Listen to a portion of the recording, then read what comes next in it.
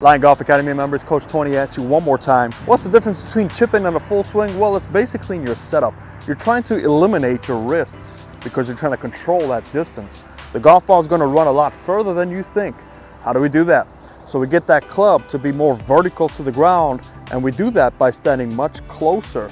From this point of view, our weight needs to be on our lead foot. So for my righties, weight needs to be on the left foot. For my lefties, the weight needs to be on the right foot.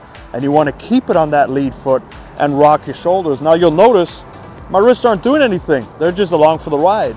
So let's try this. We're going to choose our landing point, which is about a foot on. We're going to stand much closer to the golf ball, hands much higher, weight on the left side, keep it on the left side, don't use your wrists, rock the shoulders. And you'll notice that golf ball runs a lot further than you think. So let's try one more time. Stand closer, club face into the ground, which makes my club vertical. Weight on the left side, rock the shoulders, no wrists. And again, the ball is going to run further than you think. So Lion Golf Academy members, welcome back to a bunker drill. I want you to try to help you. Now, the thing I want you to remember about bunkers, it's the one shot in golf that we don't want to hit the ball. We're actually trying to hit the sand with enough power to get the sand to lift the ball out for us.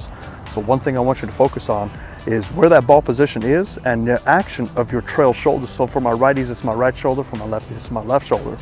So the ball should kind of be in the center. You don't necessarily need to open and close the club. Just keep it nice and neutral. But the one thing I want you to focus on is, just like we were on that box drill, is make sure we get into the sand and then pull that sand with your right shoulder. So that's your trail shoulder for my righties. So let's give this a try. I'm going to set up, hit the sand, make sure I follow through. And there's that follow through, and you see that ball landing nice and soft. But you won't notice my right shoulder pointing at the target. So give that a try. We're going to look at two golf balls, and I want you to think about your lie when you put your golf balls down, as not all chips are the same. Same distance, same type of shot, but the lie dictates what club you need to take.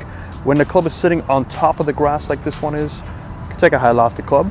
When the club is sitting underneath the grass, you can also try and take a high lofted club, but I suggest taking a lower lofted club to help get some power behind you. So we're going to do the high lofted one first out of this nice fluffy lie.